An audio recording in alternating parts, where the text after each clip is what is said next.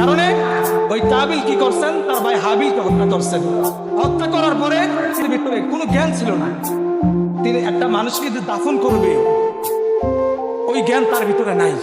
আল্লাহ তাআলা অর্থাৎ কাক পাঠাইছিলেন, একটা কাক দিয়া তাকে শিক্ষা দিচ্ছেন। কান্না নিচে নেমে মাটি তার পাও দ্বারা উঠাইতেছেন, বুঝাইতেছেন।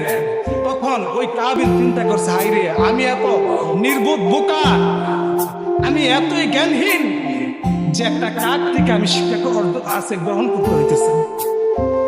তো মোহতারাম হাজরিন, আল্লাহর বিধান সে ওইখানে না মানার কারণে আল্লাহ তাআলা তার উপরে গজব চাপিয়ে দিচ্ছে।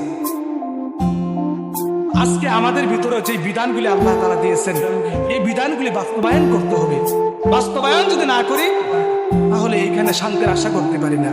আর কুরবানির যেহেতু বিষয়, আমরা মাসআলাগুলা আমরা সবাই জানছি। ইম্পর্টেন্ট 2-3টা কথা বলে 2 মিনিটে শেষ করে দেব।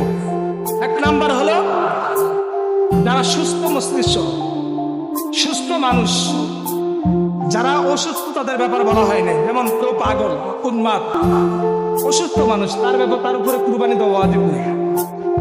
যারা সুস্থ মানুষ অর্থাৎ এই 3 দিন তাদের কাছে নেশা পরিমাণ সম্পদ আছে, তার উপরে কুরবানি দেওয়া ওয়াজিব।